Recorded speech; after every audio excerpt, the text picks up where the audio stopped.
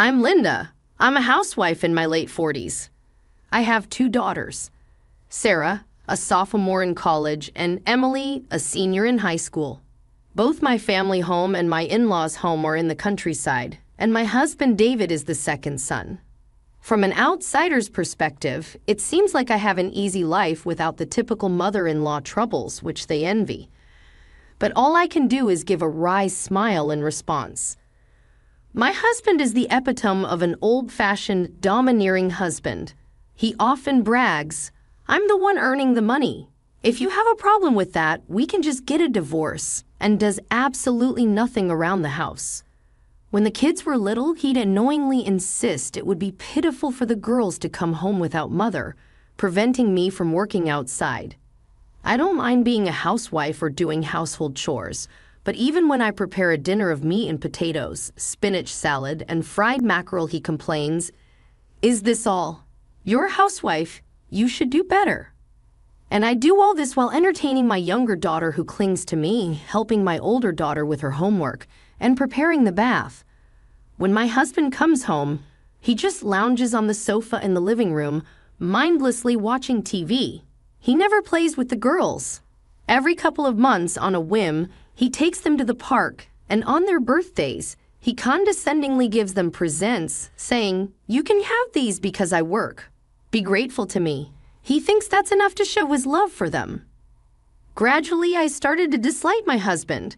He seems to mistake me for a maid rather than a loving wife. But I don't have the financial means to get a divorce. I've convinced myself that if I just endure, things will work out. When I was younger, the term emotional abuse wasn't widely recognized, and every time the topic of divorce came up, my husband would say, "You'll struggle if we split. Someone like you who's only done housework is easily replaceable." Not me. My job can't function without me. This made me believe I was the flawed one. Even if I thought about working, the idea of having a boss like my husband and facing criticism at work was unbearable. "Mom, I hate Dad. He's always so full of himself, but he doesn't do anything," my daughter once expressed. "Hey, why don't we divorce him?" I never complained about my husband in front of my daughters, and he usually doesn't say much in front of them either. But kids notice everything, especially since they're girls. They're very sensitive to his negativity. When he's in a bad mood and likely to take it out on someone, the girls distract him or help with the housework without me having to ask. They are really good daughters. Coming from the countryside, divorces were rare and unusual in my youth. In my area, it was common to hear rumors like, "That family has a daughter who returned home after a divorce." In the cultural context where my in-laws and husband saw his domineering behavior as normal, I tried my best to endure. I didn't want to cause my daughters any distress because of me. However, as I kept mulling over whether a decisive event would justify a divorce before I knew it, about 10 years had passed. I no longer have any affection for my husband. Our relationship remains the same, but now that the girls are more independent, I've re-entered the workforce. After working as a temp for a while, I was hired as a full-time employee. My older daughter is now a sophomore in college, and my younger daughter is a senior in high school. With financial stability and finally some peace of mind, I feel ready to divorce at any moment. Then, one day while out shopping with my daughters, I caught sight of my husband arm in arm with a young woman being overly affectionate. What baffles me is why he would choose to have a date with his mistress at a shopping mall near a station we frequently visit. I thought he knew we were going shopping today.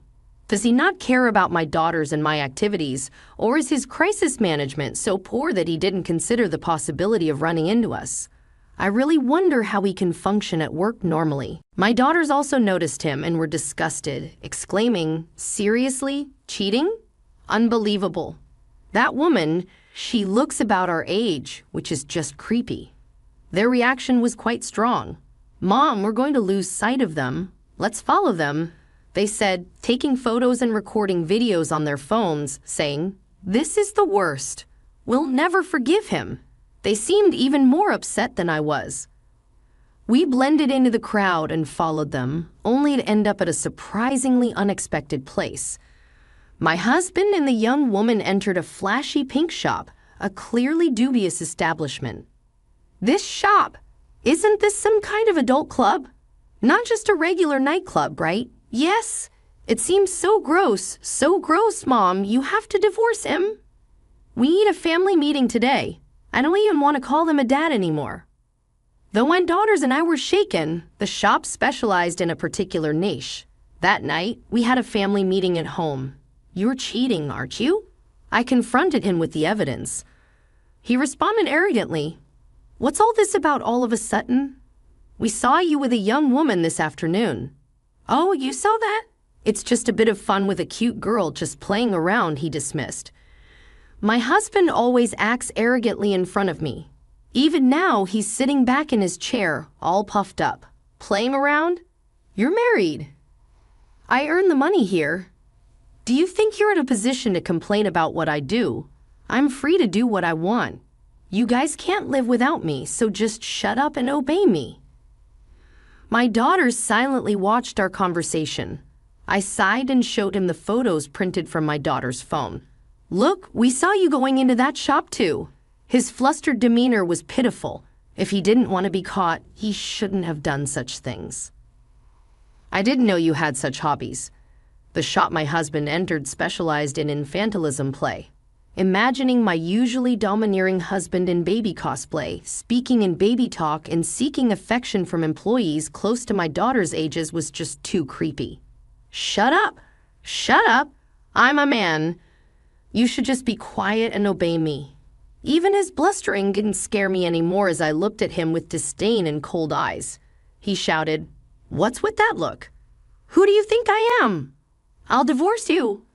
All right, let's get a divorce. I agreed, surprising him. What? You think you can support the family? I'm the one who earns the money here.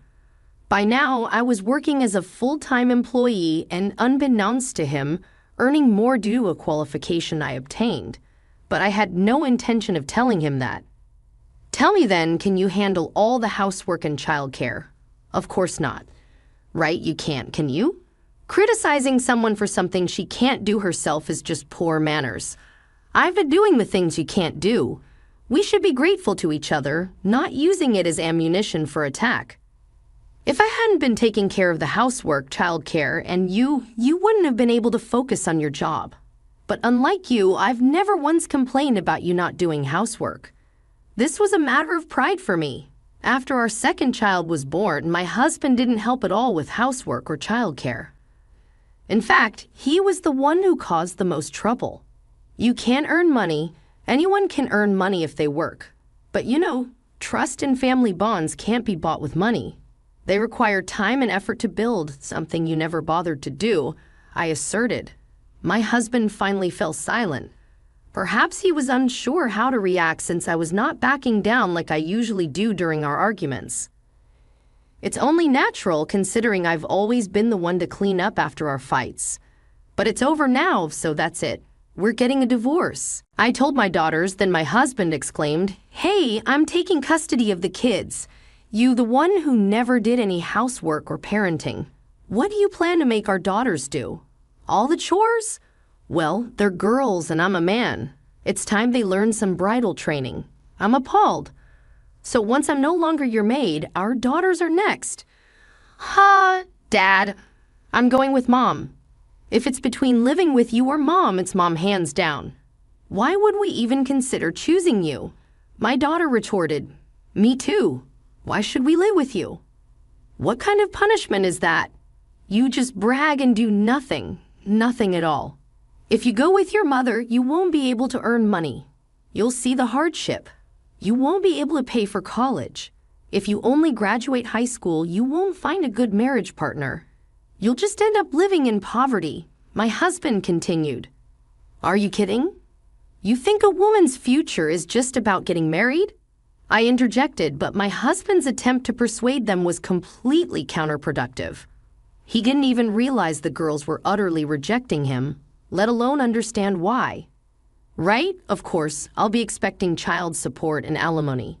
We're divorcing because of your infidelity and years of emotional abuse. And I'm working too. Why you assume we'll end up poor?